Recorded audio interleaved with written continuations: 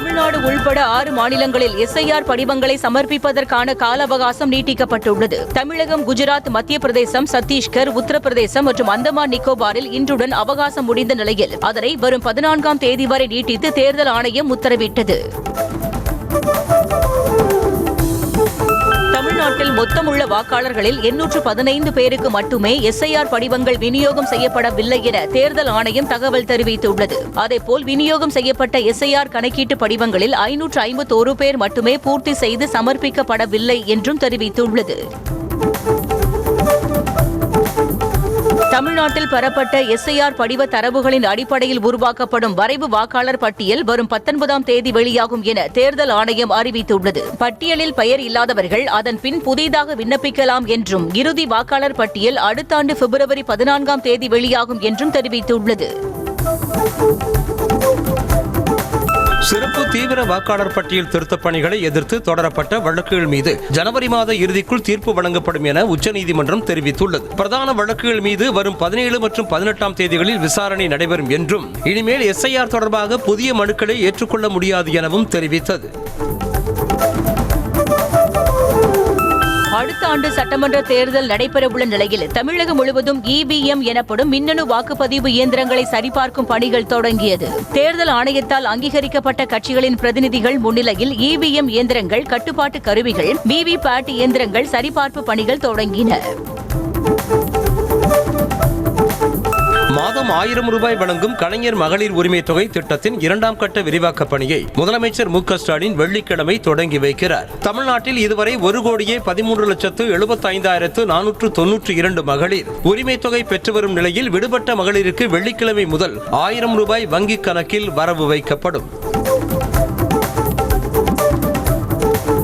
தாராபுரம் மற்றும் காங்கேயம் சட்டமன்ற தொகுதி நிர்வாகிகளுடன் முதலமைச்சரும் திமுக தலைவருமான மு க ஸ்டாலின் ஆலோசனை மேற்கொண்டார். சட்டமன்ற தேர்தலை முன்னிட்டு உடன்பிறப்பே வா என்ற தலைப்பில் சட்டமன்ற தொகுதி நிர்வாகிகளை அண்ணா அறிவாலயத்தில் 1-to-1 முறையில் சந்தித்து குறை நிறைகளை கேட்டறிந்து வருகிறார். சட்டமன்ற தேர்தலில் போட்டியிட விரும்புவோர் வரும் 15ஆம் தேதி முதல் விருப்ப மனுக்களை பெறலாம் என அதிமுக பொதுச் செயலாளர் எடப்பாடி பழனிசாமி அறிவித்திருக்கிறார். வரும் 23ஆம் தேதி வரை அதிமுக தலைமை அலுவலகத்தில் தினமும் காலை 10 மணி முதல் மாலை 5 மணி வரை விருப்ப மனுக்களை பெறலாம் என்று அறிவிக்கப்பட்டுள்ளது.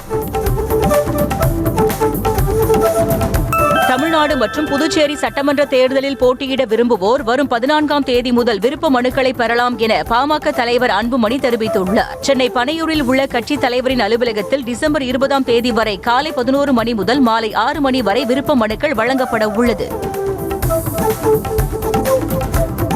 சென்னை பசுமை வழிச்சாலையில் உள்ள இல்லத்தில் அதிமுக பொதுச் செயலாளர் எடப்பாடி பழனிசாமியை சந்தித்து பாஜக மாநில தலைவர் நைனா நாகேந்திரன் ஆலோசனை மேற்கொண்டார். விரைவில் டெல்லி சென்று மத்திய அமைச்சர் அமித்ஷாவை சந்திக்க உள்ள நிலையில் EPS உடனான சந்திப்பு குறித்து அரசியல் வட்டாரங்களில் யூகங்கள் எழுந்துள்ளது. எடப்பாடி பழனிசாமியுடன் கூட்டணி தொகுதி பங்கீடு குறித்து பேச்சுவார்த்தை நடத்தவில்லை என பாஜக மாநில தலைவர் நயினா நாகேந்திரன் விளக்கம் கொடுத்திருக்கிறார். EPS இல்லத்தில் இருந்து வெளியே வந்த அவரிடம் தேசிய ஜனநாயக கூட்டணிக்குள் மீண்டும் OPS TTV தினகரனை கொண்டுவர பேச்சுவார்த்தை நடத்தப்பட்டதா என கேள்வி எழுப்பப்பட்டது. சென்னை பனையூரில் உள்ள தவேக தலைமை அலுவலகத்தில் கட்சியின் மாவட்ட செயலாளர்கள் கூட்டம் நடைபெற்றது. பொதுச் செயலாளர் புசி ஆனந்த் மற்றும் செங்கோட்டையின் தலைமையில் நடைபெற்ற கூட்டத்தில் விஜயின் அடுத்த கட்ட சுற்றுப்பயணம், தேர்தல் பரப்புரை உள்ளிட்ட விவகாரங்கள் குறித்து ஆலோசனை நடத்தப்பட்டதாக சொல்லப்படுகிறது. தவேக மாவட்ட செயலாளர்கள் கூட்டத்தில் 4 தீர்மானங்கள் நிறைவேற்றப்பட்டன. அதன்படி தவேக கூட்டணி குறித்த இறுதி முடிவுகளை எடுக்க விஜய்க்கு முழு அதிகாரம் வழங்கி மாவட்ட செயலாளர்கள் கூட்டத்தில் தீர்மானம் நிறைவேற்றப்பட்டது. இதேபோல் தேர்தல் கூட்டணி பேச்சுவார்த்தை சிறப்பு குழு, தேர்தல் வாக்குறுதிகள் உருவாக்கும் சிறப்பு குழு அமைப்பது குறித்தும் தீர்மானங்கள் நிறைவேறியது. தமிழக வெற்றிக் கழகத்தின் தலைவர் விஜயின் முன்னாள் மேலாளர் செல்வகுமார் அண்ணா அறிவாலயத்தில் முதலமைச்சர் மு க ஸ்டாலின் முன்னிலையில் திமுகவில் இணைந்தார். விஜய் நடித்த புலி திரைப்படத்தை தயாரித்த செல்வகுமார் சுறா, வில்லு, போக்கிரி உட்பட 10க்கும் மேற்பட்ட படங்களுக்கு PRO-வாக பணியாற்றியிருக்கிறார். சென்னையில் ஆபரண தங்கத்தின் விலை சவரனுக்கு 160 ரூபாய் அதிகரித்திருக்கிறது. 22 கேரட் தங்கத்தின் விலையில் கிராமுக்கு 20 ரூபாய் அதிகரித்து 12,050 ரூபாய்க்கும், சவரன் 96,400 ரூபாய்க்கும் விற்பனையாகிறது. வெள்ளியின் விலை கிராமுக்கு 2 ரூபாயும் கிலோவுக்கு 2,000 ரூபாயும் உயர்ந்து புதிய உச்சத்தை தொட்டிருக்கிறது. இஸ்ரேல் பிரதமர் பெஞ்சமின் நெதன்யாகுவும் இந்திய பிரதமர் மோடியும் விரைவில் சந்தித்து பேச்சுவார்த்தை நடத்த உள்ளதாக இஸ்ரேல் பிரதமரின் அலுவலகம் தெரிவித்துள்ளது. இந்த இரு நாட்டு தலைவர்களும் தொலைபேசியில் பேசிக் கொண்ட போது விரைவில் நேரில் சந்திக்க சம்மதம் தெரிவித்ததாகவும் இஸ்ரேலின் பிரதமர் அலுவலகம் தெரிவித்துள்ளது. தேர்தல் சீர்திருத்தம் குறித்த உண்மைகளை நாடாளுமன்றத்தில் மத்திய அமைச்சர் அமித் ஷா திறம்பட எடுத்துரைத்ததாக பிரதமர் மோடி பாராட்டு தெரிவித்துள்ளார். அவர் வெளியிட்டுள்ள எக்ஸ் தள பதிவில் அரசின் நிலைப்பாட்டை தெளிவாகவும் துல்லியமாகவும் அமித் ஷா வெளிப்படுத்தியதுடன் எதிர்க்கட்சியினரின் பொய்களை அம்பலப்படுத்தியதாக குறிப்பிட்டுள்ளார். கேள்விகளுக்கு உரிய பதில் இல்லாததால் வழக்கத்திற்கு மாறாக அமித்ஷா மிகவும் பதற்றத்துடன் காணப்பட்டதாக எதிர்க்கட்சித் தலைவர் ராகுல் காந்தி தெரிவித்திருக்கிறார். நாடாளுமன்ற வளாகத்தில் செய்தியாளர்களிடம் பேசிய அவர் SIR நடவடிக்கை குறித்து அமித்ஷா தவறாக பேசியதாகவும் அவரது கைகள் நடுக்கத்துடன் காணப்பட்டதாகவும் கூறினார். பாபர் மசூதியை புனரமைக்க நேரு அரசு பணத்தை செலவிட முயன்றதாகவும் அதை வல்லபாய் பட்டேல் தடுத்தார் எனவும் கூறிய ராஜ்நாத் சிங்கிடம் அது தவறான செய்தி என்பதற்கான ஆதாரத்தை காங்கிரஸ் பொதுச் செயலாளர் ஜெய்ராம் ரமேஷ் வழங்கினார். நாடாளுமன்றத்திற்கு வந்த ராஜ்நாத்திடம் வல்லபாய் தொடர்பான ஒரு டைரி குறிப்பின் பக்கங்களை ஜெய்ராம் ரமேஷ் வழங்கிய போது அவர் அதிர்ந்தார். நாடாளுமன்ற வளாகத்தில் திரிணாமுல் காங்கிரஸ் எம்பிக்கள் பலர் தடை செய்யப்பட்ட சிகரெட்டுகளை புகைப்பதாக பாஜக எம்பி அனுராக் பகீர் குற்றச்சாட்டை முன்வைத்தார். இதனை கேட்டு அதிர்ச்சியடைந்த சபாநாயகர் ஓம் பிர்லா புகார் உண்மை என நிரூபிக்கப்பட்டால் கடும் நடவடிக்கை எடுக்க தயங்க மாட்டேன் என கண்டிப்புடன் கூறினார். மத்திய உள்துறை அமைச்சர் அமித் ஷா ஆபத்தானவர் என மேற்கு வங்க மக்களிடம் முதலமைச்சர் மமதா பானர்ஜி எச்சரித்துள்ளார். கிருஷ்ணா நகர் பகுதியில் நடைபெற்ற பேரணியில் பேசிய அவர் 2026ஆம் ஆண்டு சட்டமன்ற தேர்தலை முன்னிட்டு SIR நடவடிக்கையை அரசியல் ஆயுதமாக பாஜக பயன்படுத்துவதாக குற்றம் சாட்டினார்.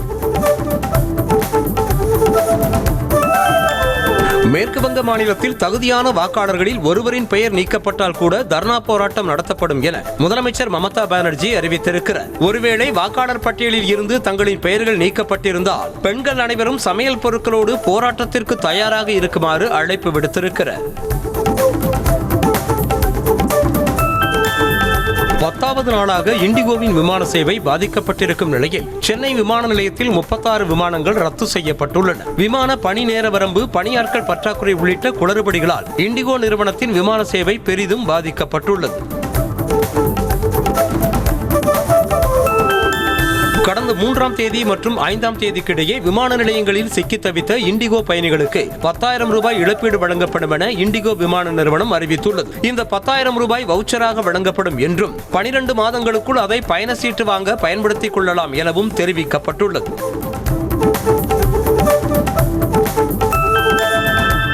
இந்தியா அமெரிக்கா இடையே 2வது நாளாக வர்த்தக பேச்சுவார்த்தை நடைபெற்றது. இருநாட்டு வர்த்தக உடன்படிக்கை எட்டுவதில் இழுபறி ஏற்பட்ட நிலையில் 2 நாள் பயணமாக டெல்லி வந்திருக்கும் அமெரிக்க வர்த்தகத்துறை அதிகாரிகள் வர்த்தக ஒப்பந்தம் தொடர்பாக உயர்மட்ட அதிகாரிகளுடன் பேச்சுவார்த்தை நடத்தினர்.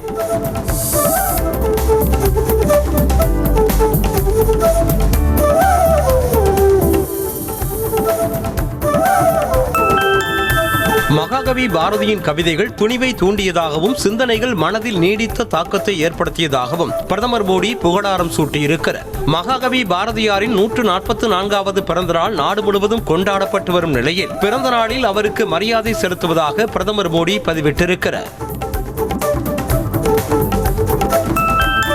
மகாகவி பாரதியாரின் 144வது பிறந்தநாளையொட்டி சென்னை திருவல்லிக்கேணி பார்த்தசாரதி கோயிலில் ஜதி பல்லக்கு நிகழ்வை தொடங்கி வைத்த ஆளுநர் RN ரவி தானும் பல்லக்கை தோளில் சுமந்து சென்றார். பிறகு பாரதியார் நினைவு இல்லத்திற்கு சென்ற ஆளுநர் பாரதியாரின் உருவ சிலைக்கு மாலை அணிவித்தும் மலர் தூவியும் மரியாதை செலுத்தினார். சிந்தனை, சொல், செயல் என அனைத்திலும் புதுமையை நோக்கி விரைந்து தமிழ் சமூகத்திற்கு புதுநெறி காட்டிய புலவன் பாரதியின் பெருமையை 8 திக்கும் கொண்டு சேர்ப்போம் என முதலமைச்சர் மு.க. ஸ்டாலின் தெரிவித்திருக்கிறார். அவர் வெளியிட்டிருக்கும் எக்ஸ் பதிவில் திமுக ஆட்சியில்தான் பாரதியாரின் நினைவு நாளை மகாகவி நாள் என கடைபிடிக்க அறிவித்ததாக பதிவிட்டிருக்கிறார். தமிழ்நாட்டில் அரசு பள்ளிகளில் மாணவர்கள் எண்ணிக்கை 2 ஆண்டுகளில் வீழ்ச்சி அடைந்துள்ளதாகவும் அரசு பள்ளிகளுக்கு மூடு விழா நடத்துவதுதான் திமுக அரசின் சாதனை என்றும் பாமக தலைவர் அன்புமணி விமர்சித்திருக்கிறார். தனியார் பள்ளிகளில் மாணவர் எண்ணிக்கை அதிகரிக்க வேண்டும் என்பதற்காகவே அரசு பள்ளிகளை திட்டமிட்டு சீர்குலைத்து வருவதாகவும் தெரிவித்திருக்கிறார்.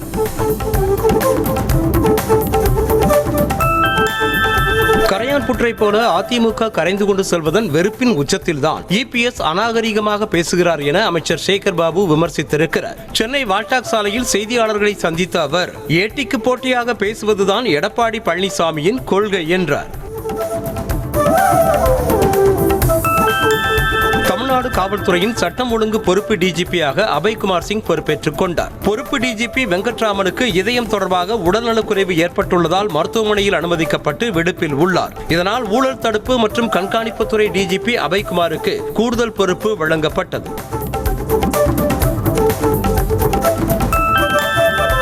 காஞ்சிபுரம் டிஎஸ்பியை கைது செய்ய உத்தரவு பிறப்பித்த மாவட்ட நீதிபதி செம்மலை பணியிடை நீக்கம் செய்து சென்னை உயர்நீதிமன்ற தலைமை பதிவாளர் உத்தரவிட்டிருக்கிறார். தனிப்பட்ட பிரச்சனை காரணமாக டிஎஸ்பியை கைது செய்ய உத்தரவிட்டதாக எழுந்த புகாரில் உயர்நீதிமன்ற ஒழுங்கு நடவடிக்கை குழு நடத்திய விசாரணையை தொடர்ந்து பணியிடை நீக்கம் செய்யப்பட்டிருக்கிறார். 2027ஆம் ஆண்டின் தொடக்கத்தில் குலசேகரப்பட்டினத்தில் இருந்து ராக்கெட்டுகள் ஏவப்படும் என்று இஸ்ரோ தலைவர் தகவல் தெரிவித்திருக்கிறார். நெல்லை பாளையங்கோட்டையில் உள்ள இந்திய விண்வெளி ஆராய்ச்சி மையத்திற்கு வருகை தந்த இஸ்ரோ தலைவர் நாராயணன் அங்கு அதிகாரிகளுடன் ஆலோசனை மேற்கொண்டார். திருவள்ளூர் மாவட்டம் கும்மிடிப்பூண்டி ஒன்றியத்தை 2 ஊராட்சி ஒன்றியங்களாக பிரித்து தமிழ்நாடு அரசு ஆணை வெளியிட்டுள்ளது. திருவள்ளூர், காஞ்சிபுரம், விழுப்புரம், திருவண்ணாமலை, கிருஷ்ணகிரி மற்றும் ராமநாதபுரம் ஆகிய மாவட்டங்களில் ஊராட்சி ஒன்றியங்களை நிர்வாக வசதிக்காக பிரித்து மறுசீரமைப்பு செய்யப்பட்டு வருகிறது. இந்திய கம்யூனிஸ்ட் கட்சியின் 100ஆண்டு நிறைவு விழாவிற்கு முதலமைச்சர் மு.க. ஸ்டாலினை நேரில் சந்தித்து அழைப்பு விடுத்ததாக கட்சியின் முன்னாள் மாநில செயலாளர் முத்தரசன் தெரிவித்துள்ளார். அண்ணா அறிவாலயத்தில் பேட்டியளித்த அவர், அறிவாலயம் வந்தாலே கூட்டணி பேச்சுவார்த்தைக்காகத்தான் வருவோம் என்று நினைக்க வேண்டாம் என கேட்டுக் கொண்டார். புதுச்சேரியில் தாவேக பொதுக்கூட்டத்திற்கு சிறப்பாக திட்டமிட்டு பாதுகாப்பு வழங்கிய எஸ்எஸ்பி இஷா சிங் உள்ளிட்ட காவல்துறை அதிகாரிகளுக்கு உள்துறை அமைச்சகம் சார்பாக பாராட்டு தெரிவித்து சான்றிதழ் வழங்கப்பட்டது. குறிப்பாக அனைவரின் கவனத்தையும் ஈர்த்த எஸ்எஸ்பி இஷா சிங்கிற்கு புதுச்சேரி உள்துறை அமைச்சர் நமச்சிவாயம் சால்வை அணிவித்து பாராட்டினார்.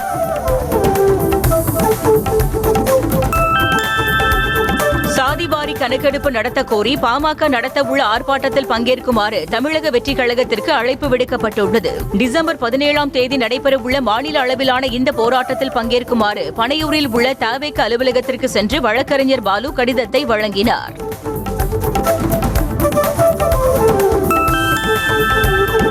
பள்ளிக்கரணை உள்பட அனைத்து சதுப்பு நிலங்களையும் செயற்கைக்கோள் உதவியுடன் துல்லியமாக அளவிடும் பணிகள் முடிந்து உறுதி செய்வதற்காக மாவட்ட ஆட்சியர்களுக்கு அறிக்கை அனுப்பியுள்ளதாக சென்னை உயர்நீதிமன்றத்தில் தமிழக அரசு தகவல் தெரிவித்துள்ளது. இதையடுத்து வழக்கின் விசாரணையை ஜனவரி 4வது வாரத்திற்கு நீதிபதிகள் ஒத்திவைத்தனர்.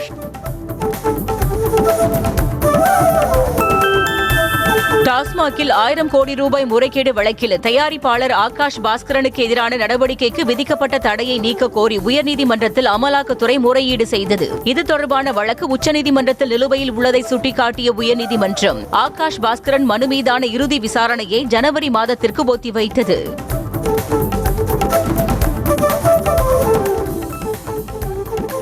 ராக்கெட் லாஞ்சர் AK-47 உள்ளிட்ட ஆயுதங்களை வைத்திருந்த வழக்கில் ஜாமீனில் வெளியே வந்த பனங்காட்டு படை கட்சியின் நிறுவன தலைவர் ராக்கெட் ராஜா தென்காசி நீதிமன்றத்தில் விசாரணைக்கு ஆஜரானார். 16 ஆண்டுகளாக வழக்கு நடைபெற்று வரும் நிலையில் விசாரணைக்காக தென்காசி நீதிமன்றத்தில் ஆஜரானார்.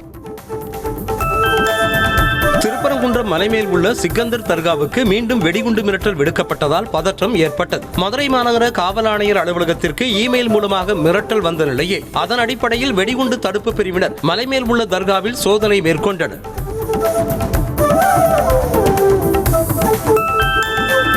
சென்னை வேளச்சேரி HDFC வங்கியில் கிடந்த 1 கிலோ 250 கிராம் தங்கம் தொடர்பாக வங்கி நிர்வாகம் அளித்த தகவலின் அடிப்படையில் HDFC வங்கியின் முன்னாள் மேலாளரான பத்ம பிரியா என்பவரிடம் வேளச்சேரி காவல்துறையினர் தற்போது விசாரணை செய்து வருகின்றனர்.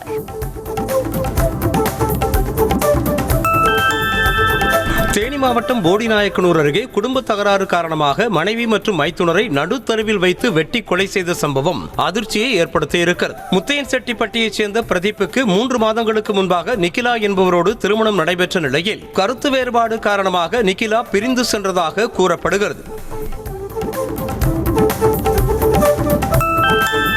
புதுச்சேரியில் கடந்த 5ஆம் தேதி காணாமல் போன பெண் கொலை செய்யப்பட்டு சாக்கு மூட்டையில் சடலமாக மீட்கப்பட்ட சம்பவம் அதிர்ச்சியை ஏற்படுத்தியுள்ளது. முதற்கட்ட விசாரணையில் பர்னிச்சர் கடை நடத்தி வரும் ஐயப்பன் தன்னுடன் தகாத உறவில் இருந்த பெண்ணை அடித்து கொலை செய்து உடலை மேம்பாலத்தில் வீசியது தெரியவந்தது. தென்காசியில் அரசு வழக்கறிஞரை அவரது அலுவலகத்திலேயே வெட்டி கொலை செய்த வழக்கில் தேடப்பட்டு வந்த கொலையாளி சிவசுப்பிரமணியத்தின் சடலம் ஒரு வாரத்திற்கு பிறகு மீட்கப்பட்டுள்ளது. சேலம் அருகே ரயில் தண்டவாளத்தில் சடலம் மீட்கப்பட்ட நிலையில் கொலையா தற்கொலையா அல்லது விபத்தா என காவல்துறை விசாரித்து வருகிறது. தஞ்சாவூர் மாவட்டம் திருவையாறு அருகே முறை தவறிய உறவால் ஏற்பட்ட தகராறில் இளைஞரை அரிவாளால் வெட்ட முயன்ற போது மகனை காப்பாற்ற வந்த இளைஞரின் தந்தை வெட்டப்பட்டு உயிரிழந்தார். அள்ளூர் பகுதியைச் சேர்ந்த விவேக் எதிர் வீட்டில் வசித்த அருண்குமார் என்பவரின் மனைவியுடன் பழகியதாக கூறப்படுகிறது. கிருஷ்ணகிரி மாவட்டம் போச்சம்பள்ளி அருகே கட்டுப்பாட்டை இழந்த ஜீப் பைக் மீது மோதிய விபத்தில் ஒருவர் பலியான நிலையில் 300 அடி தூரத்திற்கு பைக் இழுத்து செல்லப்பட்ட சிசிடிவி காட்சி வெளியாக இருக்கிறது. விபத்தில் படுகாயமடைந்த மற்றொருவர் மருத்துவமனையில் சிகிச்சை பெற்று வரும் நிலையில் சிசிடிவி காட்சி அடிப்படையில் விசாரணை நடைபெற்று வருகிறது. கிருஷ்ணகிரி மாவட்டம் வரக்கானப்பள்ளி பகுதியில் சாலையோர கம்பத்தின் மீது இருசக்கர வாகனம் மோதி விபத்திற்குள்ளானதில் 2 இளைஞர்கள் உயிரிழந்த சம்பவம் சோகத்தை ஏற்படுத்தியுள்ளது. ராயக்கோட்டை பகுதியில் இயங்கி வரும் டாடா தொழிற்சாலையில் வேலை செய்த இருவரும் பணி முடிந்து வீட்டிற்கு திரும்பிய போது விபத்தில் சிக்கினர். செங்கல்பட்டு மாவட்டம் திருப்போரூர் புறவழிச்சாலையில் சாலையோரமாக நின்றிருந்த லாரி மீது அதிவேகமாக வந்த BMW கார் மோதியதில் மருத்துவக் கல்லூரி மாணவி உயிரிழந்த நிலையில் 3 பேர் மருத்துவமனையில் அனுமதிக்கப்பட்டனர். 2 கார்களில் நண்பர்கள் போட்டி போட்டு சென்றதில் ஒரு கார் லாரி மீது மோதியதாக கூறப்படுகிறது.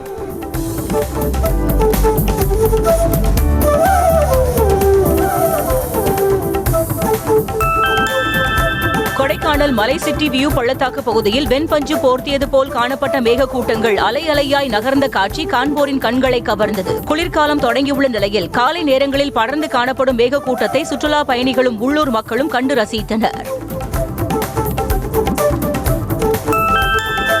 கடலூர் மாவட்டம் விருத்தாச்சலம் அரசு மருத்துவமனையில் மருத்துவர் இல்லாததால் 2 மணி நேரமாக வரிசையில் காத்திருந்த நோயாளிகள் மிகுந்த சிரமம் அடைந்தனர். காலை 9 மணிக்கு வர வேண்டிய மருத்துவர் 11 மணி ஆகியும் வரவில்லை என்றும் உடல்நிலை சரியில்லாமல் தரையில் அமர்ந்து நீண்ட நேரம் காத்திருப்பதாகவும் நோயாளிகள் வேதனை தெரிவித்தனர்.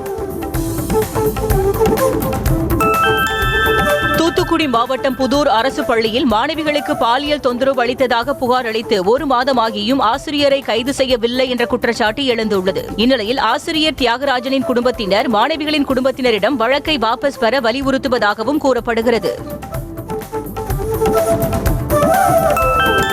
நீலகிரி மாவட்டம் உதகை மாவனல்லா பகுதியில் புலி தாக்கி பழங்குடியின பெண் உயிரிழந்த நிலையில் வனத்துறையினர் வைத்த கூண்டில் சிக்கிய புலியை காண்பிக்க வலியுறுத்தி பழங்குடியின மக்கள் சாலை மறியலில் ஈடுபட்டனர். 17 நாட்களுக்கு பிறகு பிடித்த புலி நாகியம்மாளை தாக்கிய புலிதானா அல்லது வேறு புலியா என சந்தேகமடைந்து மக்கள் சாலை மறியலில் ஈடுபட்டனர். சென்னை பூந்தமல்லியில் பெண்ணிடம் சிறுக 120 சவரன் தங்க நகை மற்றும் 20 லட்சம் ரூபாய் பணம் பெற்று மோசடி செய்த புகாரில் எண்ணூர் காவல் நிலைய காவலர் கைது செய்யப்பட்டிருக்கிறார். பூந்தமல்லியில் உள்ள காவலர் குடியிருப்பில் வசிக்கும் சிவா அங்கு வசிக்கும் பெண் ஒருவரோடு பழகி மோசடி செய்ததாக புகார் அளிக்கப்பட்டது. வடகிழக்கு பருவமழை மற்றும் டிட்வா புயல் காரணமாக திருவாரூர் மாவட்டத்தில் சேதமடைந்த சம்பா மற்றும் தாளடி பயிர்களுக்கு இழப்பீடு வழங்க கோரி மாவட்டத்தின் பல பகுதிகளில் விவசாயிகள் சாலை மறியல் போராட்டத்தில் ஈடுபட்டனர். ஏக்கர் ஒன்றுக்கு 35,000 ரூபாய் நிவாரணம் வழங்க வேண்டும் என்றும் விவசாயிகள் கோரிக்கை விடுத்துள்ளனர். சென்னை ஆழ்வார்பேட்டையில் ஓட்டுநரின் கட்டுப்பாட்டை இழந்த கார் இரவு பணியில் இருந்த மாநகராட்சி தூய்மை பணியாளர்கள் வந்த வாகனத்தின் மீது மோதிய சிசிடிவி காட்சி வெளியாகியுள்ளது. இதில் சாலையோரம் கவிழ்ந்த வாகனத்தில் இருந்து கீழே விழுந்த 3 தூய்மை பணியாளர்களும் காயங்களுடன் உயிர் தப்பினர். கன்னியாகுமரி மாவட்டம் கடையாலுமூடு அருகே ஹோட்டலில் சாப்பிட்ட உணவிற்கு கூகுள் பே மூலம் பணம் செலுத்துவது போல் நாடகமாடிய நபர்கள் பணத்தை கேட்ட ஊழியரை விரட்டி தாக்குதல் நடத்திய சம்பவத்தால் பரபரப்பு ஏற்பட்டது. இந்நிலையில் தாக்குதல் நடத்திவிட்டு தப்பி ஓட முயன்றவர்களை பொதுமக்கள் பிடித்து போலீசில் ஒப்படைத்தனர்.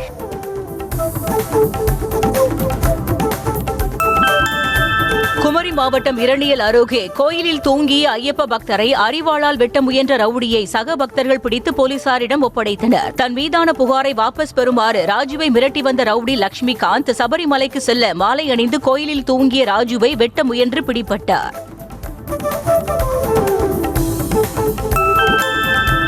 திருவள்ளூர் மாவட்டம் திருமழிசை அருகே பணம் கொடுக்கல் வாங்கல் தகராறில் ஆட்டோ ஓட்டுநரை காரில் கடத்திச் சென்று கொலை செய்த 4 பேர் கொண்ட கும்பலை போலீசார் கைது செய்தனர். விபத்தில் சிக்கியதாக ஹரிகிருஷ்ணன் என்பவரை மருத்துவமனையில் சேர்த்த கும்பல் தப்பிய நிலையில் சிசிடிவி பதிவுகளை ஆய்வு செய்த போலீசார் அவர்களை கைது செய்தனர். திருவள்ளூர் அடுத்த பேரம்பாக்கம் ஊராட்சியில் மர்ம பொருள் வெடித்து சிதறியதில் 2 தூய்மை பணியாளர்கள் படுகாயமடைந்தனர். குப்பையை எரித்துக் கொண்டிருந்த போது அதில் கிடந்த கிழிந்த சாக்குப்பையிலிருந்து மர்ம பொருள் திடீரென தீப்பிழம்புடன் வெடித்து சிதறியதாக கூறப்படுகிறது.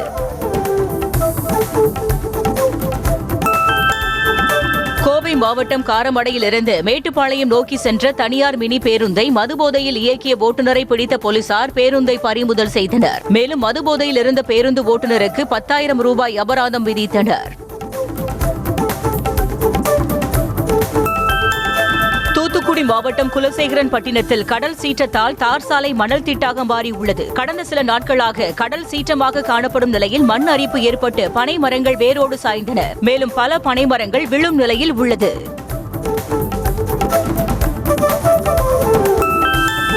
தூத்துக்குடி மாவட்டம் ஏரல் பகுதியில் சாலையில் வாகனங்கள் செல்ல புழுதி பறப்பதால் சாலை முழுவதும் புகைமூட்டமாகி சிரமம் அடைவதாக வாகன ஓட்டிகள் குற்றம் சாட்டினர். இதனால் நுரையீரல் தொற்று ஏற்படும் நிலை உள்ளதாக தெரிவிக்கும் பொதுமக்கள் உடனடியாக தார் சாலை அமைத்து தர வேண்டும் என கோரிக்கை விடுத்தனர். ராணிப்பேட்டை மாவட்டம் தலங்கை அடுத்த விநாயகபுரம் கிராமத்தில் சாலை விரிவாக்க பணியின் போது குடிநீர் பைப்லைன் முழுவதுமாக உடைந்து சேதமடைந்ததால் பொதுமக்கள் அவதிக்கு உள்ளாகினர். இது கடந்த 30 நாட்களுக்கு மேலாக சரி செய்யாமல் கிடப்பதால் பொதுமக்கள் தண்ணீர் இன்றி சிரமம் அடைந்துள்ளனர்.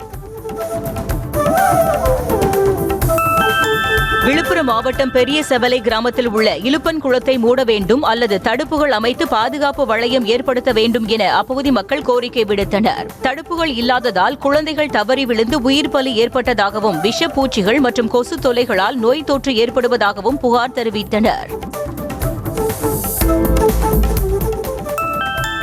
காஞ்சிபுரம் மாவட்டம் ஸ்ரீபெரும்புதூர் அரசு மருத்துவமனை நுழைவு வாயிலுக்கு முன்பு உள்ள தேசிய நெடுஞ்சாலையின் சர்வீஸ் சாலையில் மழைநீர் கால்வாய் கான்கிரீட் மூடி உடைந்துள்ளதால் விபத்து ஏற்படும் அபாயம் உள்ளது. எனவே பாதுகாப்பை கருத்தில் கொண்டு உடனடியாக பள்ளத்தை சரி செய்ய வேண்டும் என சமூக ஆர்வலர்கள் கோரிக்கை விடுத்துள்ளனர். சென்னை மதுரவாயிலில் உள்ள எம்ஜிஆர் பல்கலைக்கழகத்திற்கு உட்பட்ட ஸ்ரீ லலிதாம்பிகை மருத்துவக் கல்லூரி மருத்துவமனை கருவுறுதல் மையத்தின் 1ஆம் ஆண்டு விழா கோலாகலமாக நடைபெற்றது. நிகழ்ச்சியில் நடிகை தேவயானி, இயக்குநர் ராஜகுமாரன், எம்ஜிஆர் பல்கலைக்கழக வேந்தர் ஏசி சண்முகம் மற்றும் அருண் உள்ளிட்டோர் பங்கேற்று சிறப்பித்தனர். மிகவும் ஆவலுடன் எதிர்பார்க்கப்பட்ட வந்தே பாரத் ஸ்லீப்பர் ரயில் இந்த மாதம் இறுதியில் ஓட துவங்கும் என தகவல் வெளியாகியுள்ளது. பெங்களூரு பாரத் எர்த்மூவர்ஸ் லிமிடெட் நிறுவனத்தால் உருவாக்கப்பட்டிருக்கும் வந்தே பாரத் ஸ்லீப்பர் ரயில் முதலாவதாக டெல்லிக்கும் பாட்னாவுக்கும் இடையே இயக்கப்படும் என தெரிகிறது.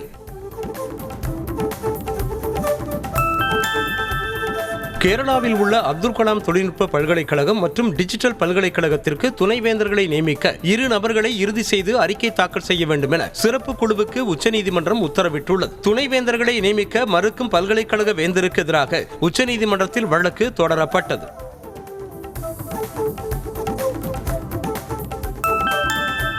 இந்திய எல்லைக்குள் அத்துமீறி நுழைந்து மீன்பிடித்ததாக பாகிஸ்தான் மீனவர்கள் 11 பேர் கைது செய்யப்பட்டனர். அவர்கள் பயணித்த படகும் பறிமுதல் செய்யப்பட்ட நிலையில் அவர்களை கரைக்கு அழைத்து வந்து கடலோர காவல் படையினர் விசாரணை நடத்தி வருகின்றனர். கோவாவில் 25 பேரை பலிவாங்கிய இரவு கேளிக்கை விடுதியின் உரிமையாளர்களில் 2 பேர் தாய்லாந்தில் வைத்து கைது செய்யப்பட்ட புகைப்படங்கள் வெளியாகியுள்ளன. சௌரப் லூத்ரா, கௌரவ் லூத்ரா ஆகிய 2 பேருக்கும் கையில் விலங்கு அணிவித்து அவர்களின் பாஸ்போர்ட்டுகளுடன் தாய்லாந்து போலீசார் நிற்பது படங்களில் இடம்பெற்றிருக்கிறது. ராஜஸ்தானின் பெரோஸ்பூர் மாவட்டத்தில் எத்தனால் ஆலை அமைக்க எதிர்ப்பு தெரிவித்து போராட்டத்தில் ஈடுபட்ட விவசாயிகள் ஜேசிபி உள்பட 10க்கும் மேற்பட்ட வாகனங்களை தீ வைத்து கொளுத்தினர். இதனால் போலீசார் தடியடி நடத்தி போராட்டக்காரர்களை விரட்டிய நிலையில் முன்னெச்சரிக்கையாக இணைய சேவை துண்டிக்கப்பட்டது. தெலங்கானா மாநிலம் ஹைதராபாத்தில் திருமணம் செய்ய மறுத்த ஆத்திரத்தில் அத்தை மகளை கத்தியால் குத்தி கொலை செய்தவனை போலீசார் கைது செய்தனர். காந்தாராவ் என்பவரின் மகள் பவித்ராவுக்கு அவரது அத்தை மகனான உமாசங்கரோடு திருமணம் நிச்சயிக்கப்பட்டாலும் உமாசங்கர் மது போதைக்கு அடிமையானதால் திருமணத்தை நிறுத்தியதாக சொல்லப்படுகிறது.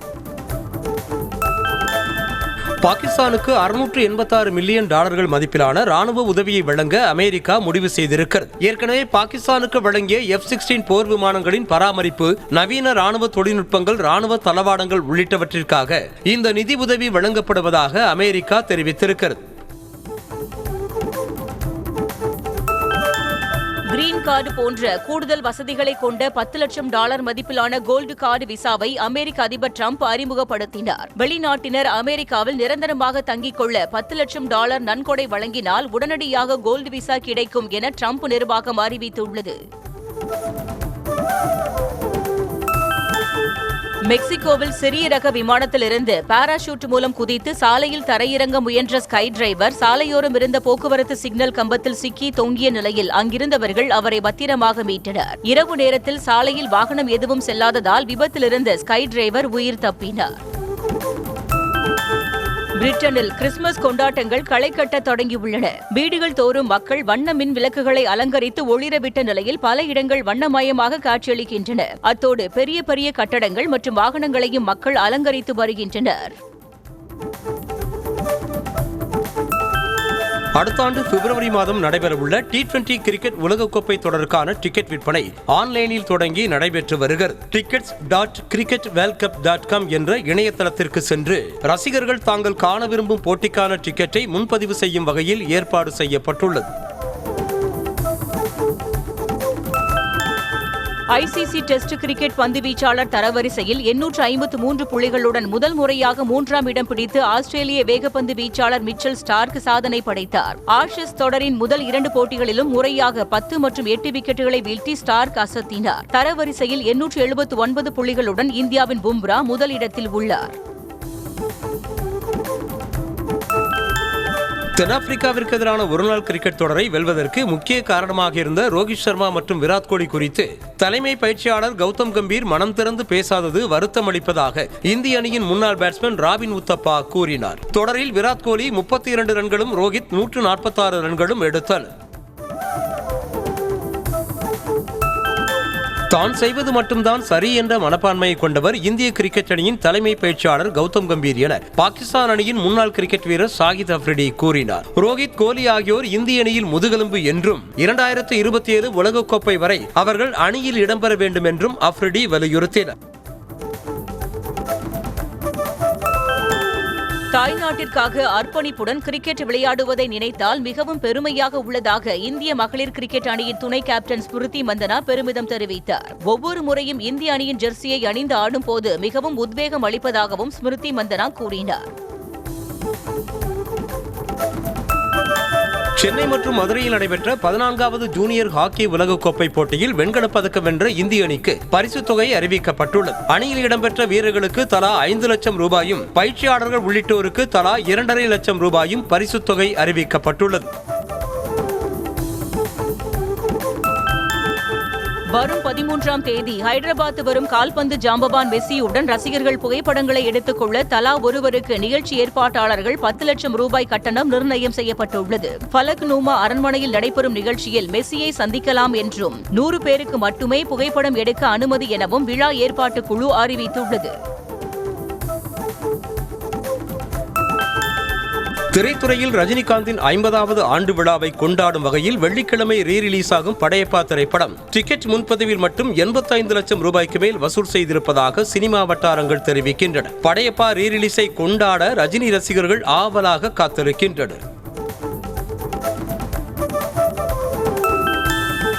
மலேசியாவில் நடைபெறவுள்ள ஏசியன் லீமன்ஸ் கார் பந்தயத்திற்காக நடிகர் அஜித்குமார் மற்றும் அவரது குழுவினர் தீவிர பயிற்சியை மேற்கொண்டு வருகின்றனர். அஜித்குமாரின் மேலாளர் வெளியிட்டிருக்கும் எக்ஸ் பதிவில் வரும் 13 மற்றும் 14ஆம் தேதி ஏசியன் லீமன்ஸ் கார் பந்தயம் நடைபெறவிருக்கும் நிலையில் அஜித்குமார் மற்றும் அவரது அணி பங்கேற்கவிருப்பதாக தெரிவித்திருக்கிறார். தனுஷ், கிருத்தி சனோன் நடிப்பில் வெளியான தேரே இஷ்க் மெயின் திரைப்படம் உலக அளவில் 150 கோடி ரூபாய்க்கு மேல் வசூல் செய்துள்ளதாக படக்குழு அறிவித்துள்ளது. முன்னதாக தனுஷின் ராயன் திரைப்படம் 150 கோடி ரூபாய் வசூலை கடந்த நிலையில் இந்த திரைப்படமும் அந்த பட்டியலில் இணைந்துள்ளதால் தனுஷ் ரசிகர்கள் உற்சாகம் அடைந்துள்ளனர். கார்த்தி நடிப்பில் உருவாகியிருக்கும் வா வாத்தியார் திரைப்படத்தை திட்டமிட்டபடி வெள்ளிக்கிழமை வெளியிட முடியாத சூழல் ஏற்பட்டிருப்பதால் படக்குழு சோகத்தில் மூழ்கியிருக்கிறது. அர்ஜுன்லால் சுந்தர்தாஸ் என்பவரிடமிருந்து வாங்கிய கடனை தயாரிப்பாளர் ஞானவேல் ராஜா செலுத்தும் வரை திரைப்படத்தை திரையிடக்கூடாது என நீதிமன்றம் உத்தரவிட்டிருக்கிறது. லோகேஷ் கனகராஜ் இயக்கத்தில் கார்த்தி நடிப்பில் வெளியாகி வரவேற்பை பெற்ற கைதி திரைப்படத்தின் 2ஆம் பாகம் உருவாகும் என கூறப்பட்ட நிலையில் கைதி 2 உருவாவதற்கு வாய்ப்பு குறைவு என சினிமா விமர்சகர்கள் கருதுகின்றனர். சமீபத்திய நிகழ்ச்சியில் கைதி 2 அப்டேட் குறித்து நடிகர் கார்த்தியிடம் கேட்டபோது தனக்கு எதுவும் தெரியாது என கூறினார். உபேனா திரைப்படத்திற்கு பிறகு தெலுங்கில் விஜய் சேதுபதி மீண்டும் நடிக்க உள்ளதாக தகவல் வெளியாக இருக்கிறது. ரவிகிரண் கோலா இயக்கத்தில் விஜய் தேவரகுண்டா நடிக்கும் ரவுடி ஜனார்தன் திரைப்படத்தின் படப்பிடிப்பு ஐதராபாத்தில் நடைபெற்று வருகிறது. இத்திரைப்படத்தில் விஜய் சேதுபதி வில்லனாக நடிக்க உள்ளதாக கூறப்படுகிறது. வெள்ளிக்கிழமை வெளியாவதாக அறிவிக்கப்பட்டிருந்த லாக்டவுன் திரைப்படம் ஒத்திவைக்கப்படுவதாக தயாரிப்பு நிறுவனம் அறிவித்துள்ளது. திரைப்படம் டிசம்பர் 5ஆம் தேதி வெளியாகும் என கூறப்பட்ட நிலையில் பின்னர் 12ஆம் தேதிக்கு ஒத்திவைக்கப்பட்டது. லைக்காவின் சமீபத்திய முதலீட்டு இழப்புகளால் லாக்டவுன் வெளியிடுவதில் தாமதம் ஏற்பட்டுள்ளதாக கூறப்படுகிறது. சமூக வலைதளங்களில் பரவி வரும் தனது ஆபாச புகைப்படம் குறித்து பாடகி சின்மயி ஆத்திரமடைந்தார். மடிக்கணினி முன்பு பாடகி சின்மயி நின்று கொண்டிருப்பதை போன்ற ஆபாச புகைப்படம் வெளியாகி வைரலானது. தன்னையும் தனது குடும்பத்தையும் அவமானப்படுத்துவதற்காக சிலர் இப்படி செய்வதாக சின்மயி வீடியோ வெளியிட்டுள்ளார். சவுதி அரேபியாவில் நடைபெற்ற செங்கடல் திரைப்பட விழாவில் பாலிவுட் நடிகை ஆலியா பட்டுக்கு கோல்டன் குளோப் விருது வழங்கி கௌரவிக்கப்பட்டது. ஆசிய திரைப்பட உலகில் ஆலியா பட்டின் சிறந்த பங்களிப்பிற்காக விருது வழங்கப்பட்டுள்ளதாக கோல்டன் குளோப் அமைப்பு தலைவர் ஹலன் ஹொயினே கூறினார்.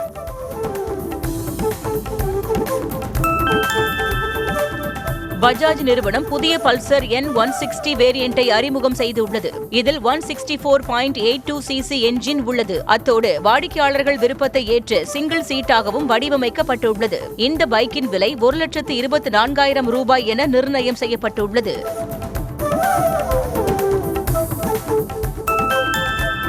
ஆண்டு இறுதியை முன்னிட்டு கார்களுக்கு டாடா நிறுவனம் அசத்தல் தள்ளுபடிகளை அறிவித்துள்ளது. அதிகபட்சமாக ஹாரியர் சஃபாரி கார்களுக்கு 1,00,000 ரூபாய் வரை தள்ளுபடி அறிவித்துள்ளது. இதேபோல் பஞ்ச் காருக்கு 75,000, நெக்ஸான் காருக்கு 50,000 ரூபாய் வரையிலும் சலுகை வழங்குகிறது. மாருதி சுசுகி நிறுவனமும் ஆண்டு இறுதியை முன்னிட்டு தள்ளுபடிகளை அறிவித்துள்ளது. அதிகபட்சமாக இன்விக்டோ காருக்கு சுமார் 2,00,000 வரை சலுகை அறிவித்துள்ளது. இதேபோல் சியாஸ் காருக்கு 1,00,000, இக்னிஸ் காருக்கு 80,000 ரூபாய் வரையிலும் தள்ளுபடி அறிவித்துள்ளது.